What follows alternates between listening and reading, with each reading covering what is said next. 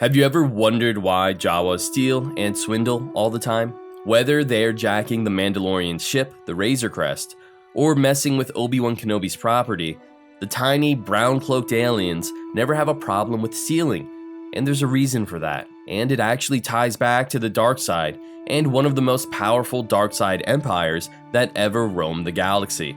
So sit back, relax, and join me, your host Lim, as we get to the bottom of this Jawa mystery in today's edition of Underrated Moments. Now, before we get going, I wanted to again remind you of our 10,000 subscriber lightsaber giveaway. All you have to do is subscribe, like, and then answer a simple question and leave it in the comments below. And today's question is, what's your favorite weird creature from the Star Wars galaxy? As we take a look at the Jawas today, I'm sure that brings to mind a lot of other ones. Maybe the Rodians or the Wookiees, but go ahead and leave them in the comments below and subscribe as well to be entered for a chance to win that lightsaber. Alright, now on to today's story. What do you know about the Jawas? If you look at what the galactic records say about the creatures during the High Republic and Imperial era, you won't find much that you couldn't figure out for yourself. They're a nomadic group of meter-tall humanoids who cruise along the Dune Seas of Tatooine looking for scraps that they can salvage. But if you go back to their hidden history into legends, you'll see that Jawas have a complex past. Long before the Republic discovered Tatooine, and even before the Hutts of Nal Hutta started their underworld enterprises on the planet, the small dust ball was home to one of the most technologically advanced creatures in the galaxy. These beings, known as the Kamunga, lived 25,000 years before the Battle of Yavin and thrived in the pre-hyperspace era. But their technological advancements actually were their eventual undoing.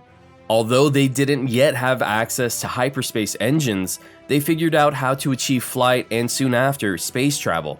They navigated their own star systems first and managed to create colonies on other worlds, and someone took notice. There was only one power in the galaxy that possessed hyperspace engines at the time and a desire to conquer worlds, and they were known as the Rakata. These were the earliest darkside users, and they preyed on the developing worlds of the pre-Republic era.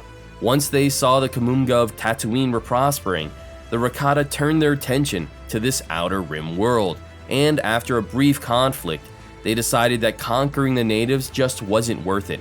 So they turned on their cannons and targeted the lush, jungle-filled surface. Over weeks of bombardment, they transformed this planet, destroying every ounce of its once beautiful terrain and reducing it all to nuclear glass.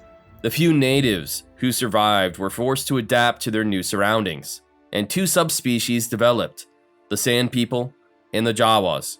As they navigated the harsh reality of their new world, they both developed similar cultures of scavenging and raiding. Over time, the nuclear glass eroded into sand, and the surface of Tatooine became even more bleak.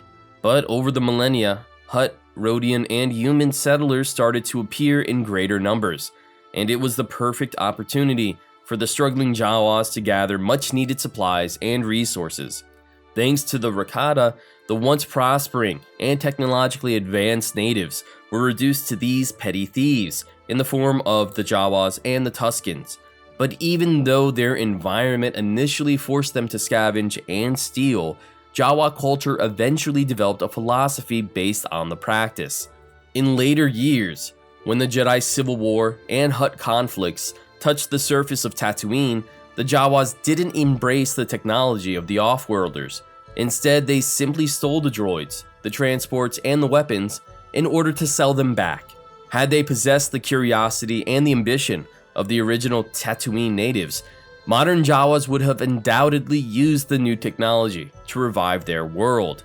But instead, they followed their new culture and philosophy of scavenging. Amongst themselves, the Jawas even had an adage, something like their own version of the Golden Rule. This small parable was what drove them in life, and according to the text, it reads something like this: don't look for uses in salvaged items, but rather imagine someone else who might find a use for it.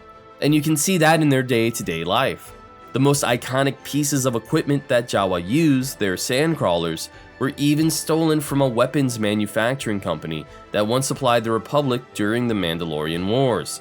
if Tatooine ever recovered and returned back to the lush landscape that it once was before the Rakata bombardment of its surface, it's hard to say exactly what these Jawas would even do. Although they devolved from a far more advanced civilization and likely were genetically identical to their predecessors, albeit with a few altered genes giving them a shorter stature, it's hard to imagine the Jawas ever dusting their brown cloaks off and becoming an interstellar power again. Thanks for tuning into this episode of Underrated Moments. I hope you enjoyed this trip down Jawa history lane, and I hope this helped explain exactly why the Jawas and their cousins, the Tusken Raiders, focus on raiding and scavenging and salvaging as much as they do. I guess it's easy to judge them as petty little thieves, but once you learn about the Rakata Empire and exactly what they did to Tatooine, you might find that you have a bit more sympathy for the Jawas. What do you guys think? Do you like the Jawas? Do you hate them? Do you understand them? Do you not care because they're just a bunch of little thieves? Let me know in the comments down below. And don't forget to subscribe and like and comment in order to be entered for your chance to win a lightsaber. Alright, I'll catch you guys next time.